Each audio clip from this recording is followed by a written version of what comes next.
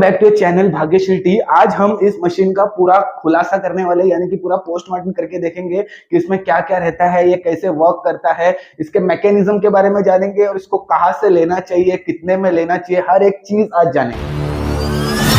सबसे पहले बात करेंगे मैकेनिज्म के बारे में। तो इसमें क्या है, ये आप देख रहे हो कि यहाँ पर गेयर लगे हुए हैं जो प्लास्टिक के, जो चलते रहते हैं। अब इसमें क्या है, अगर स्टील का गेयर होगा तो वो मशीन की वैल्यू थोड़ी ज्यादा होगी। अब मान लो ये मशीन का काम कम है, यानी कि सिर्फ सील करना है, तो प्लास्टिक के गेयर से काम चल जाता है। अब गाड़ी घोड़ा जो बड़ा बड़ा रहता है उसमें आयरन का या फिर स्टील में रहता है। और अब दूसरी चीज देखेंगे तो इसमें ये फैन लगा हुआ है, यहाँ पर हीटर है और ये डिजिटल मीटर है। तो फैन हमेशा क्यों रहता है, कोई भी मशीन में देखो फैन का बड़ा ही अच्छा रोल होता है। मतलब जब मशीन गर्म होती है तो उसको ठंडा करने के लिए हमेशा फैन रहता है। आप लैपटॉप के पीछे भी रहेगा, सीपीयू में रहेगा।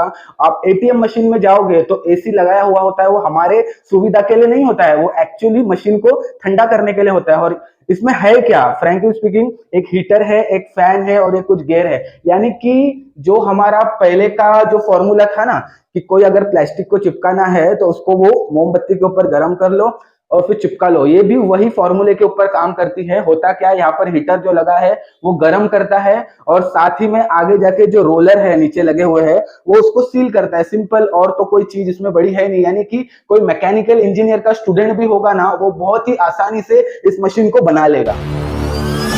बात करेंगे इसकी ऑपरेटिंग सिस्टम की, तो एकदम सिंपल है, इसमें कुछ नहीं है। 3 बटन है, जैसे कि पावर ऑन ऑफ का है, ये हीटर है और ये फैन का बटन है। और ये जो गोला देख रहे हो, ये कन्वेयर बेल्ट का स्पीड कम ज्यादा करता है। जैसे मैं घुमाऊंगा यहाँ पे स्पीड में चल रहा है और जैसे ही मैं इधर करूंगा तो ये स्लो चलेगा। डिपेंड है, आप जितना माहिर हो मशीन चलाने में उतना आप स्पीड अकॉर्डिंगली कम ज्यादा कर सकते हो। मैं तो अभी भी कम ही रखता हूँ। टोटल 4 साल हो गए ये मशीन को, कुछ नहीं हुआ है, एकदम बढ़िया तरीके से चल रही है। और यहाँ पर जो हमारा सेट किया हुआ है ये अब 150, यानी कि टेम्परेचर है, ये 150 टेम्परेचर मैंने सेट कर लिया है। मतलब जितनी आपकी पन्नी पतली होगी प्लास्टिक उतना आपको कम रखना है और जितनी मोटी रहेगी उतना आपको ज्यादा रखना है। अब जैसे कि ये मैं सील करता हूं तो 180 के लगभग करता हूं। अब इसको कैसे सेट कैसे करना है, तो यहाँ पर सिंपल सा एक बटन है, इसको सेट दबा देंगे और अब 150 के जगह पे मान लो मुझे 180 करना है तो ये 5 पे मैं जाऊंगा और यहाँ पे 6, 7, 8 कर लूंगा, वापस सेट दबाऊंगा तो ये हो गई हमारी 180 पे सेट हो गई।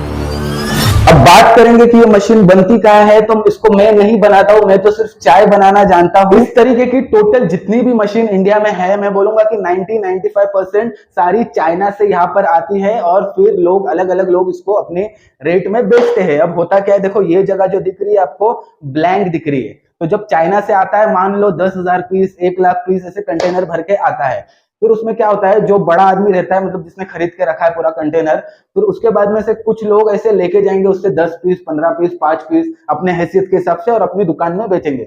और वो क्या करेंगे, यहाँ पर अपने ब्रांडिंग का स्टिकर मारेंगे या बोर्ड लगाएंगे, जो नंबर प्लेट होता है वो अपने नाम का बना के लगाएंगे।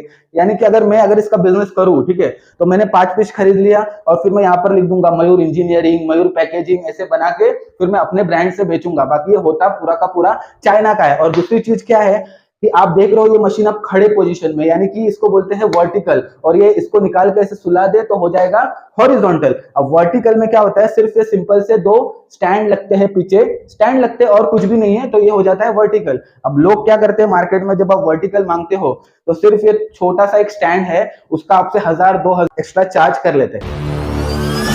अब बात करेंगे प्राइसिंग की, तो 13 से 15,000 में अगर आप खरीदते हो तो मैं बोलूंगा कि वो बेस्ट बाय है। लेकिन क्या होता है, बहुत सारे गांव खेड़े में जल्दी अवेलेबल नहीं होती है, अगर कोई बेचता है तो फिर वो भाव थोड़ा दबा के लेता है, 20,000, 25,000, 30,000। और जो प्योर स्टील का रहता है, अब ये लोखंड है, उसको पाउडर कोटिंग मतलब किया है, अगर ये पूरा स्टील का हो तो थोड़ा रेट ज्यादा होना चाहिए, यानी कि 20,000, 22,000, 25,000 में ऐसे मिलना चाहिए। ये पन्नी अब सील करके देखेंगे, पूरी मतलब ओपन है। और यहाँ पर जो टेम्परेचर हमने 180 सेट किया है वो ऑलमोस्ट होने आया है 170, 171। तो इसको डाल के देखते हैं कि कितना अच्छी तरीके से ये सील हो पाता है। ये पूरी तरीके से सील हो गया, यानी कि अब ये खुलेगा नहीं। तो दोस्तों, अगली बार जब ये मशीन आप खरीदने जाओ, ये वीडियो देखकर तो सतर्क रहे, सावधान रहे और सही पैसे में उसको खरीदे। ये नहीं कि ज्यादा पैसा देके खरीद लो।